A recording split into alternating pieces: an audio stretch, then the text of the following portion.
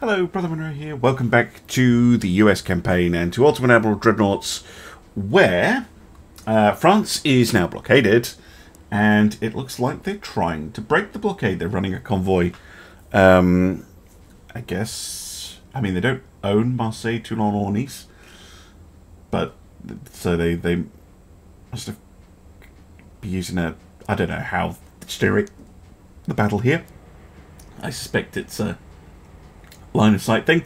Anyway, we have the Admiral Dreadnoughts. They're using single guns, which doesn't inspire me confidence. They're also extremely cheap for heavy cruisers at 15 million each. By comparison, the USS Milwaukee and Northampton here are 107 million each, even though Raleigh's 93. And 6 transports. Yeah, let's see what are the French up to? What are they doing? I still think it's madness to be like, yeah, we. Oh my god, they're pre-dreadnoughts era. They're armored cruisers.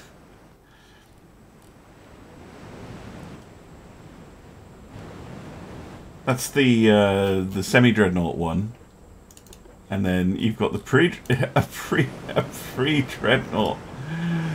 Fucking hell! Did you just raid a museum, France?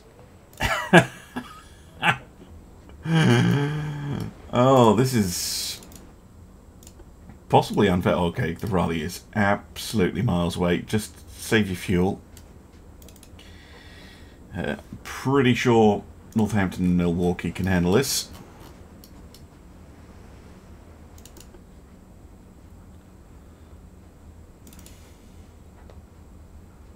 Jesus Christ. But I guess, I mean, France disappeared a while ago. If they did, I don't actually know. If I'm guessing now, if a major nation disappears, it's not going to be able to do any research. So you're going to be stuck with the designs and research you had if you were able to play as it before you disappeared. So they haven't, and cruisers in particular are a bit sticky. And we started the campaign in 1920, so they are stuck with some of the really old shit. It is absolutely hilarious. Oh my god.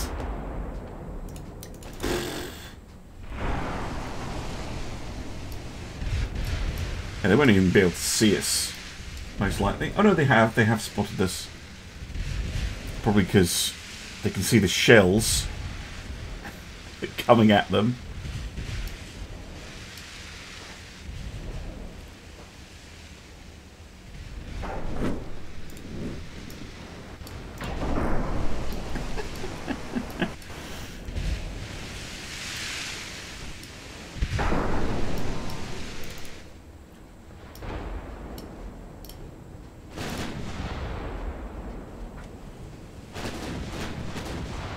Blocked. Am I getting overpen problems? Possibly. Load the HE instead.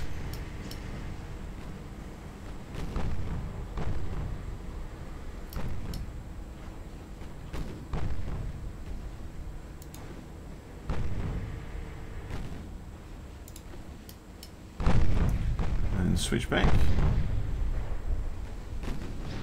Oh, now I can't tell because it's getting secondary fire going in. Oh, okay. There we go. Wait on. Yeah.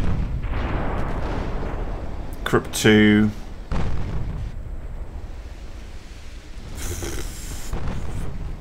Base geared turbines. Yeah, it's like 1920s. I mean, they're old. Even then, the hulls are old and out of date, but Jesus, just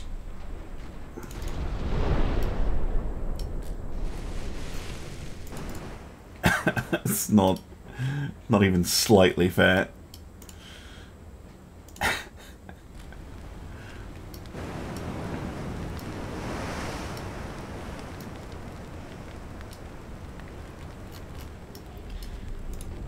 Where's the light cruiser? Because that one was even older.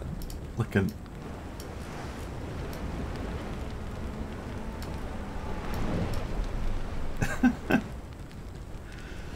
Oh my goodness.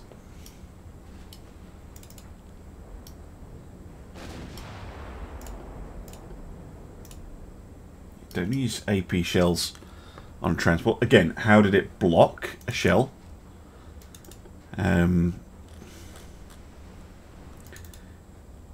still convinced there's... I know I use the word overflow in a non-technical sense. Probably is not an actual integer overflow. But the results of the penetration formula in the game can most definitely end up... I'm assuming how it works, because if I was writing a penetration formula, it'd be some variation of mass of shell times speed of shell squared times the cos of the angle that the shell makes when it hits, divided by the area of the shell and the effective thickness, and it'll give you a number, and you balance the formula so that a penetration is like 1 or something. And I know the UAD formula does work a little bit like that, because one of the things the balance mod changes is the value at which you get an overpen. So I think they have an overpen at 2, so that would represent a shell having enough pen to go not just through one side of the ship, but the other side too. The balance mod changes that to 3 to represent the fact that, you know, a shell's going to bounce around and do all sorts of stuff inside. It's not just going to go cleanly. It's not, you know, a ship is not a hollow box. And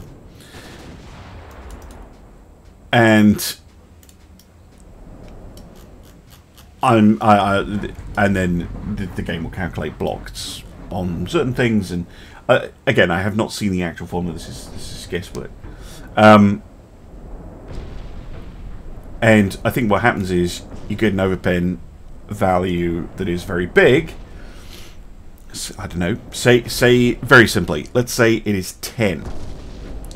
So it's double digits, but the way the game operates is that it's only expecting a single digit answer. So when it gets 10, it can't read the 1 in the tens place. It can only read the 0 in the units place. And so it goes, oh, the result was a 0. So that's blocked.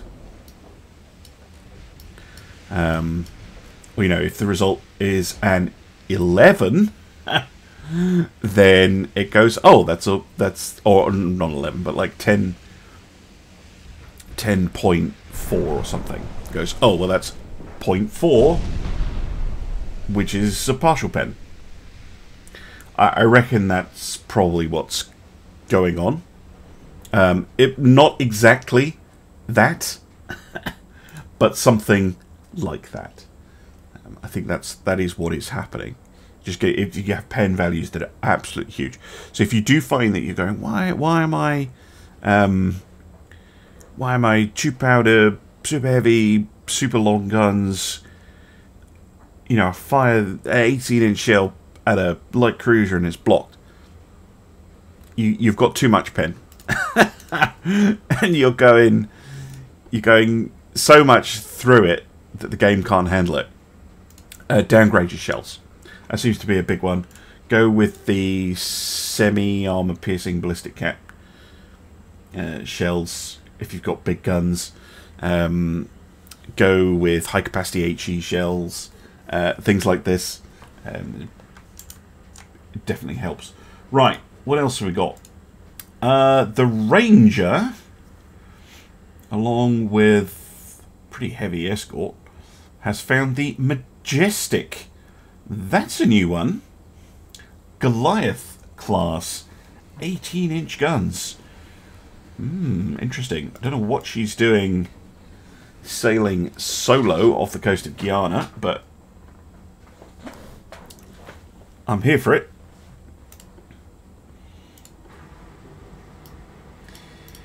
Right.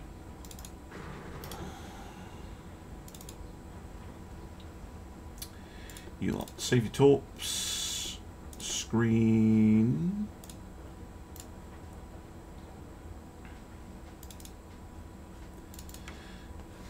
Let's go.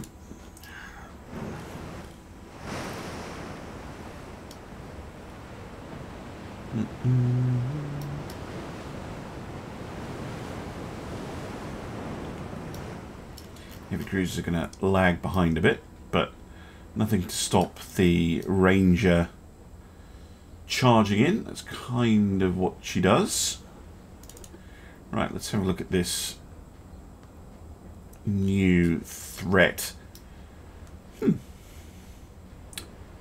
Not bad.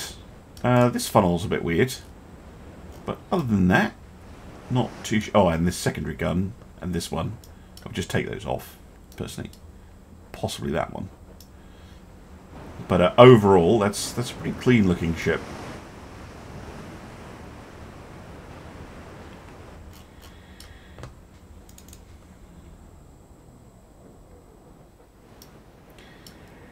Ranger barreling towards her.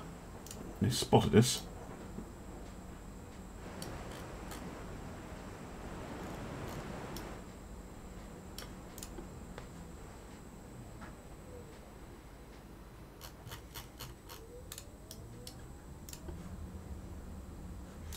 Yeah, these guys could do with a refit actually. I don't have the Mark 5 15-inch gun yet, I don't think. Definitely be worth looking into. Still no engagement. Still quite a long way away. Bounce mod, by the way, dramatically increases the sight ranges so that you can see what's going on, which I really like, because you can actually get a little kind of maneuver phase before you actually engage, because you can actually see what each other are doing rather than kind of blindly flailing around. Going, where are they? Is it a ghost battle? Because yeah, not. There we go. This would have been very close to me thinking it was a ghost battle. Opening fire right as we get to the 31-minute mark. 29-minute mark, whatever. You know what I mean?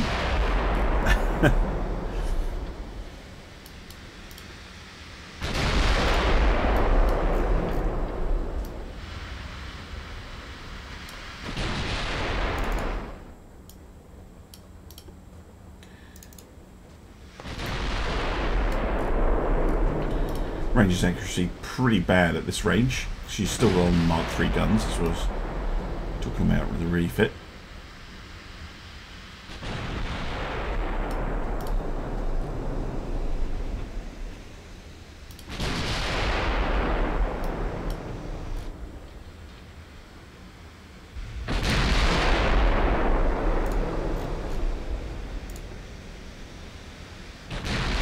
So that's at minus 25% for quads as well, which I have been working away at. I think, again, a refit would do us some good.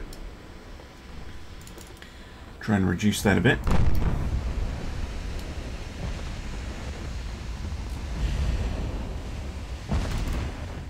No hits for either side at the moment.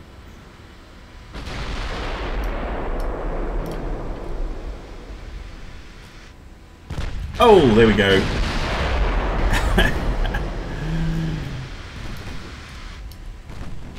We're 15-inch hits to the forward belt of the Majestic. 27.7 knots, not terrible. Oh, she's target locking, that's not good. Okay, so that's not fixed. The ladder aiming problem. Very, very persistent bug, that one.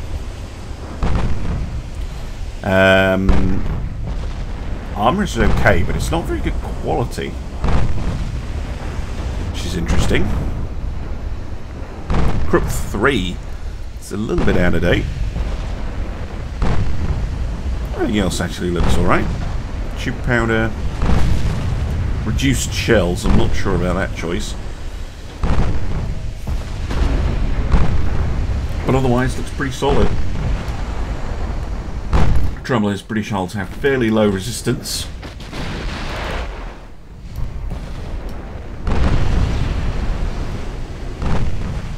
And there's not much she can do about the fact she's now rolling over. Oh, main deck then.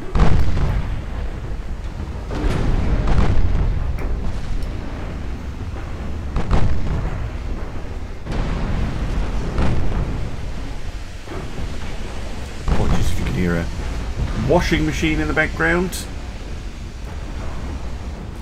but yes, not so majestic. One sunk battleship. As usual, I do all my recordings in the morning, and my wife tends to put on a load of washing just before she leaves, and yeah, that bleeds into the videos. Nothing I can do about it. My apologies. Because my computer is right next to utility room in my house. Come on. Click, click, click. There we go.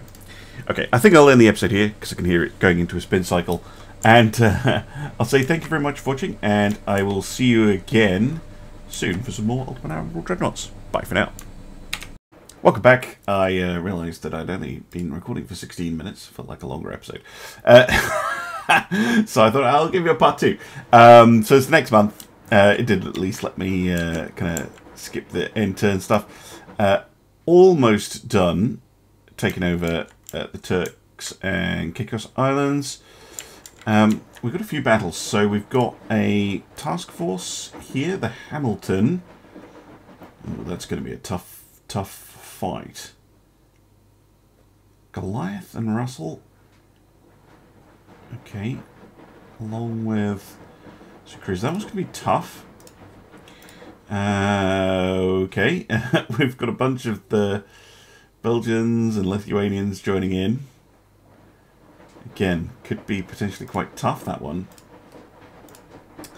Iowa versus Africa. Who can complain about that? And I'll do the other battles in the next episode. A little bit of a teaser, a couple of tough ones to have a go at.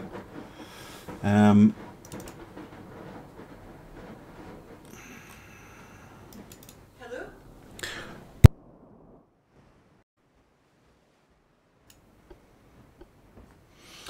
Hello, future me here. Basically, when I was doing the recording, I got interrupted a lot. So what you're seeing here is the gameplay just continuing, and all I'm doing now is I'm going to provide some post commentary over the top. I do pretty much remember what I was doing. So yeah, Iowa here is just sailing along. I'm trying to see. I'm actually recording this the next day. Oh, I remember now. So yeah, this enemy battleship has 18-inch guns, which is potentially quite spooky. I'm pretty confident in Iowa, though.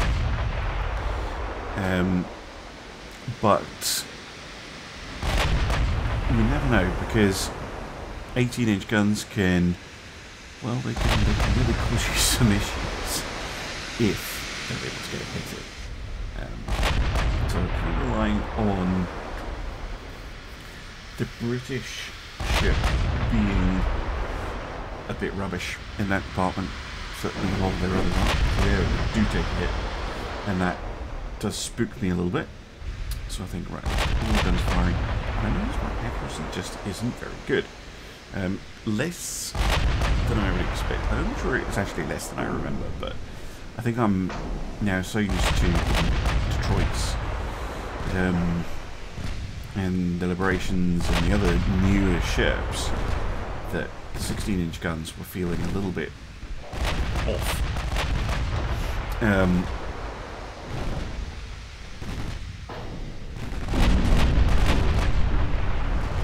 See that? Taking a whole bunch of hits.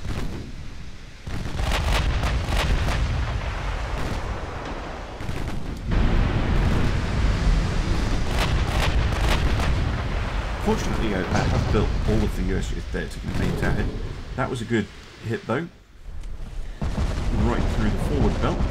But it wasn't the main belt. So we're just chipping away. There's still plenty of fight left in this ship.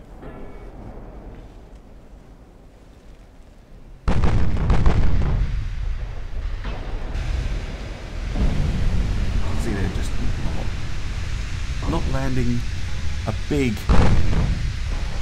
you know, solid hit like I would hope to. Just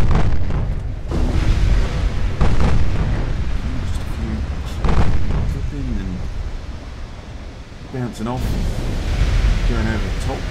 It's a very low ship, a very low freeboard. So the gunner's firing a little bit too high. And too short. Meanwhile, they are scoring hits back. You can look at the difference in accuracy. So they're at about 14%. I think I was about 36% at this point.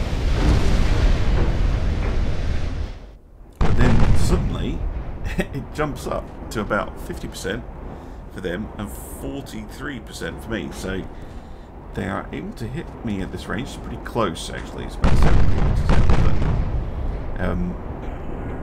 I wasn't entirely happy with the performance of the ship until that happened. Main belt pen. I was getting far too close for me to be comfortable. It's getting into the sort of ranges where the AI can hit you back. And really, you just want to be smacking them up and not taking much damage in return. So this made me start to think about refits, because I've been pretty lax with the refits.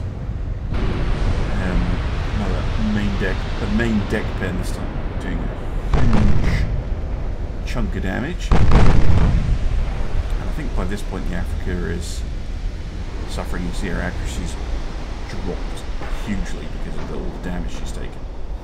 And yeah, I just start thinking, well, maybe I should refit more of my ships, get them more up to date. And that's pretty much what I'm going to do in the second half of the video. So yeah, here I'm trying to micro the secondaries because I was running into the issue where the secondary guns were preventing the main guns from firing. If you do run into that, by the way, if you go down to real-time speed and you just wait until your guns are fired, like that, and then if you see that they're, and as they reload, just as they get to about here, you turn your secondary guns off. Say here, you can't see what I'm doing with my mouse.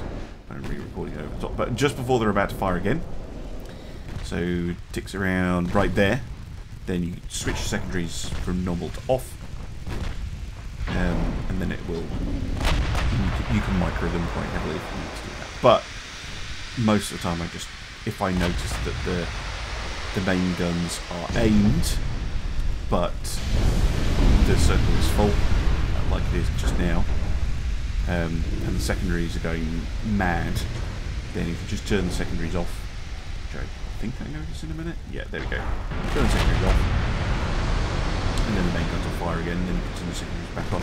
But you can see here, I was taking a reasonable amount of damage, which he then finishes the Africa off with a 12,000 damage hit.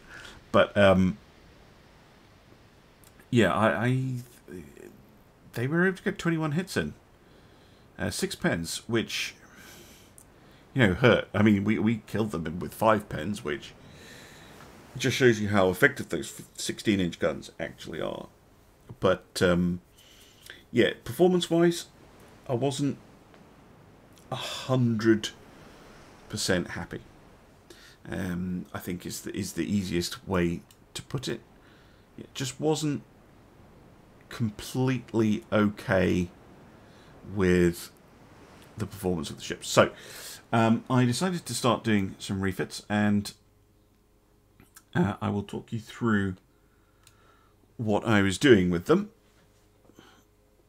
which is nothing too fancy. I also noticed, because I'm in this section going in and out of the world screen quite a lot,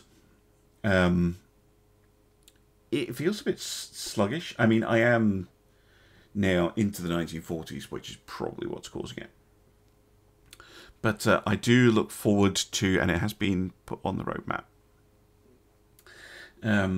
before summer, getting multi-threaded support for Dreadnoughts. I think that will make a big difference. We'll be able to enjoy some performance gains. But yeah, I realised that really there's quite a few ships that need refits. So I'm looking at the ships by year and just having to think to myself.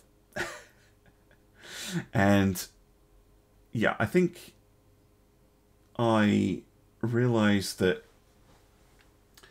we've got some ships that haven't been updated for over 10 years. So the Samsons there last got an update in 1928. They're a 1920 design. The Puerto Ricos are about 8 years old with their refit, but they're originally a 1920 design. And I have Mark 5s all the way up to 18-inch.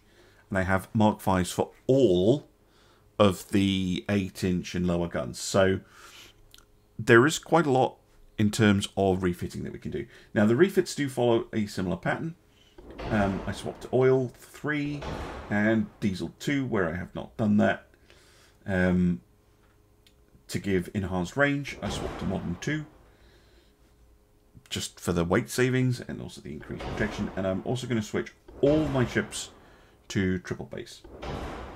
I also look for other improvements like Gen 3 radar, the auto 2 loaders, and you will see that on most of the destroyers, I think all of them actually, I take the mines off.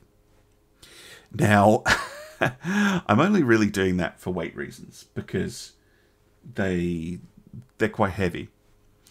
I might do a dedicated mine layer, but I probably won't actually, because mines are really good, like stupidly good. So I actually think I'm going to give the AI a bit of a gift, and I'm not going to use mines at all.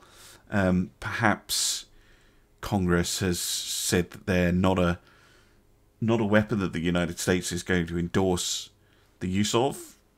Maybe they're too much of a danger to civilian shipping. They're not an honourable weapon. Some reason like that. I will let my community come up with a suitably in-universe reason. But yeah, I'm not going to use binds anymore because, yeah, they're heavy and they are far too effective. Particularly, not so much if you're playing as the US, but if you're playing particularly somewhere like Austria-Hungary, you go mine heavy, oh my word. you can really make effective use of mines. But we've got so much money, we've got so many ships, we've got such an ability to build whatever we want. We have no need for mines. We don't need them. Mine sweeping, yes, definitely. I then start looking at the Montanas. They get diesel fuel upgrades. They get new propeller shafts, because they have already had a refit. But I'm constantly looking for improvements. The guns annoyingly don't quite fit anymore. I did try to keep the lengths consistent. I noticed they've changed around a little bit. There's a little +1 or a -1 here and there. It's throwing things off. But the same triple base swap. I might as well make all the underwaters 24-inch fast torpedoes. I'm pretty sure I forget to do all of them. She has a bit of weight spare, so I'm thinking about the battery systems, but they're too heavy. That I have discovered recently that the Auxiliary 4, the Electric Battery 2, is a really nice option if you want long-range ships, because it gives you like a fuel efficiency bonus or something, because you don't have to have fuel on hand for your auxiliary engine, I'm assuming. You've got an electric battery system, so you get more range out of your ships, and it can be a pretty nice bonus, especially if you've got a lot of range already. And I prefer that to the diesel electric if I'm going for just pure, no, I need lots and lots of range. Next, I think I'm going to, take a look at the Puerto Ricos. Again, great ship, still good. So I think, we can get those back to battle ready condition. They don't look as nice with the Mark 514s, but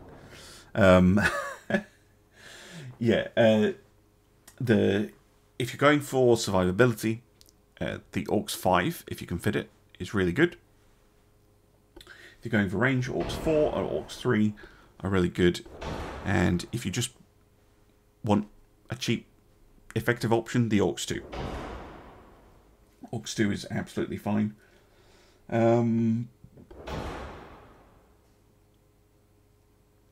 These could have had Barbette 5, I'm noticing. I'm not sure I gave them AUX 5, Barbette 5. Just spotted it now on the rewatch, but I think that's fine, to be honest. Anti-Barbette, anti-flash protection on the Barbettes is pretty good at 3. 3 is acceptable, 4 is good, and 5 is what you really want to be going with, but they are battle cruisers, so yeah, more maneuvering and tight turns and things like that. So you don't want super high tolerances in your flash protection system, because it's going to cause reliability issues. Not that that's modelled in the game, but that was a real thing in real life, where if you went for top end anti-flash protection, the tolerances in the turrets were so small that, you know, as a ship moved on the sea, or moved around because you're firing guns and you're taking hits, it would cause the anti-flash, what they're called, interlocks, to jam, because they've just been, you know, they're designed to be a very tight fit, and the ship has, you know, rolled around. Next, I'm taking a look at, this is standards. Again, just giving them a general touch-up. Better guns, better radar, better engines. I do remember to fix up the lengths on this one. And I think that's pretty much it. I do have a bit of weight spare, so I may have added something else. That's me fixing the 1.6 inch guns to 40 caliber. Did I just leave it? Yep, I did. It's got a bit of spare weight. there might be another future round of refits, but this probably is bringing nearly everything up into the modern age. There's not really too much left from the tech tree for me to research. There'll be a few kind of passive upgrades and things in there, but there's nothing big. So with that and the Nevada getting a refit, a lot of the ships are out off doing things. So I'll be refitted as and when I can. And I'm just cleaning up the ship design list. One thing I did notice in a later episode, by the way, I was thinking, oh, this is going to mess with the minor nations and buying stuff. But I actually got an order for a refit class ship. I don't know if that's new, but it's the first time I'd seen it. And yeah, I got an order for one of the refitted, the 1941 refits that I'm doing right now, from, I think it was the Netherlands or something. But that surprised me. I was really pleasantly surprised to get an order for that, because it means I don't have to just give them the Texas class. And I was thinking, if you only have refits available, what do they do, the minor nations, if they want to buy a ship? But apparently they can buy refitted things, so that's really nice to hear. I think this is pretty much where I decided, do you know what, I'm just going to refit everything that isn't pretty much new. So, yeah, going into the Adams class here. I'm pretty sure I take the mines off her as well. Not that the destroyers have seen too much action. They are about. They are doing things, but they generally haven't done too much in the battles. Our cruisers have proven to be exceptionally effective. Yeah. No mines, but upgrading the anti-submarine and anti-mine capabilities. We haven't seen much in the way of submarine warfare. So I actually have no idea when I'm refitting these ships what our ASW capacity is like. I'm just assuming that we're going to need as much as possible for when we do face submarines. As it happens, I am recording this after recording a few more episodes, so I know that the ASW does work. And then, yeah, the Adams class then does destroyer things and is 3% overweight. So I'm now kind of pootling about thinking on how to get it down to a more practical weight. And if you've built destroyers in game, you'll know that it's a very fiddly process. Building destroyers, it's really, really fiddly. So I end up putting the 5-inch guns down to 30 cal, and that seemed to fix it. I think that, yeah, I don't. The destroyers really, they're good ships, but for the US, who most of what we're doing is naval invasions and later on blockades, and then we're kind of just swatting away enemy ships that dare to wander close to us. The destroyers really don't have a huge amount to do, but they're very, very important if you're playing a campaign in a more confined area where their relative lack of range is not a problem. Next, we'll move on to the Indianas, which was actually the original reason for considering going in for a whole bunch of refits. So this is Iowa and her sisters. So they get the diesels running on the better oil. give them the improved propeller shafts, the improved armour. I noticed that saves quite a lot of weight, so they get the battery systems. They get an upgrade to the triple base. I fiddle with the gun lengths, I'm pretty sure. I also change any of the ships that were using high cap or other unusual HE shells. I've switched all of them to base fuse with the change to triple base, just because I want that 4-inch maximum pen on the HE shells out to pretty much any range. The reason that 4-inch is important in the table is if you look at so 4 inches of pen, when you apply armor quality and things like that, comes out to about 1.5 inch. So you're going to reliably punch through 1.5 inches of armor, which happens to be the maximum armor that a destroyer can carry.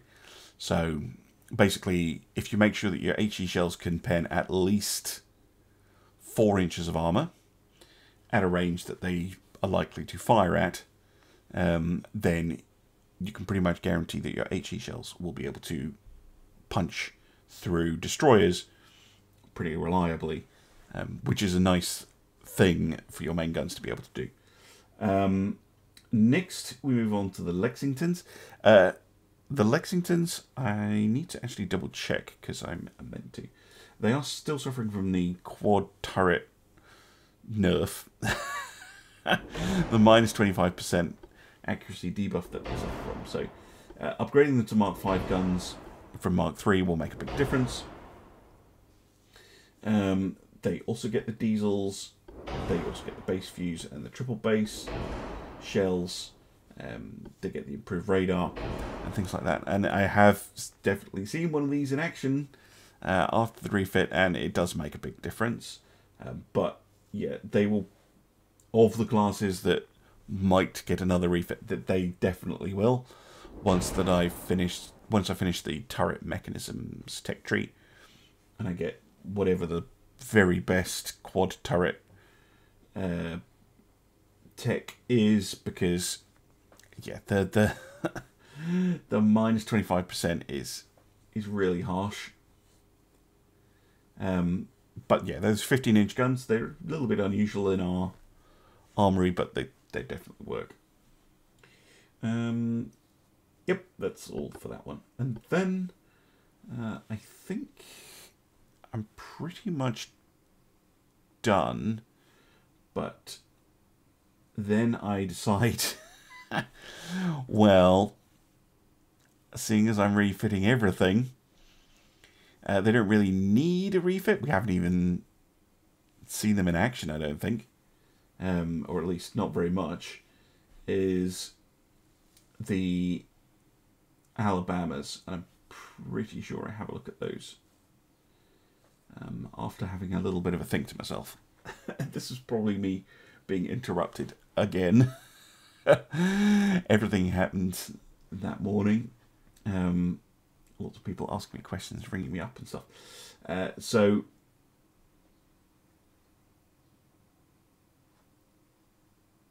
Lexington's getting refitted, and then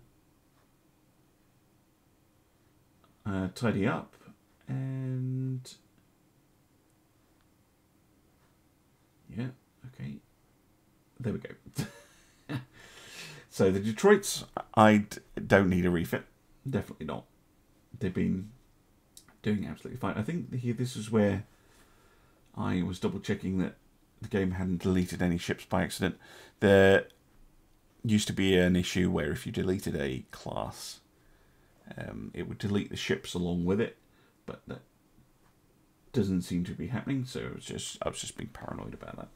And then I double checked the research, and I remember that yeah, we do have the Mark 5 15-inch guns. Working on our way to get the Mark 5 20s, so we can give the Texas class the same treatment. And I also remembered way back on the video where I first designed the Alabamas, someone rightly pointed out that instead of 1.6-inch guns, I'd fitted them with 2-inch guns. So that is one of the things that I will fix. Also fix up the length, so get the 18s to 50, 6-inch 50s, and 1.6 40s. So most of the fleet is using common weapons. They do get a radar upgrade, they get changed to triple base, they get changed to base views.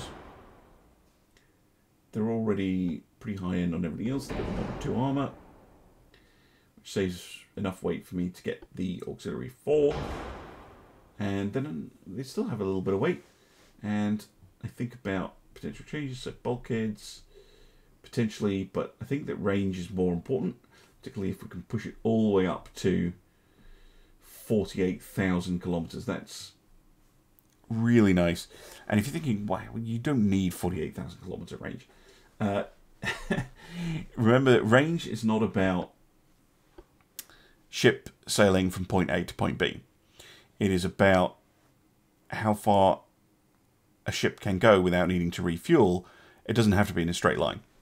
So a ship will sail out to patrol area and it will sail around. So it's more a measure of endurance than it is really range.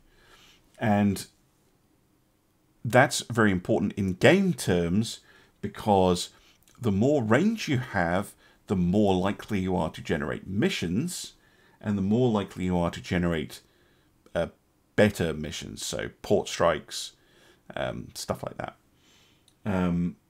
So having more range on your ships is really, really helpful for generating missions. And as I discovered playing the US, because your ships are usually quite far away to start with, having more range is better. Now here I decided to try and launch an invasion of the Gilbert Islands, because the game is letting me do it, but I can tell you right now, it doesn't appear. I don't think you're able to launch 2 naval invasions at once, which is a bit of a shame. I don't see why. Well, I do see why there would be a limit, because the game, you know, maybe would struggle with trying to cope with more than one going on at once per nation. But from a realism point of view, I don't see why not. And from a UI point of view, I think it would still work. And then I'm just checking that we are not going over the shipyard capacity. That's the main limitation on us at the moment. And that's it. Thank you very much for watching, and I'll see you again soon for some more Ultimate Admiral Dreadnoughts. Bye for now.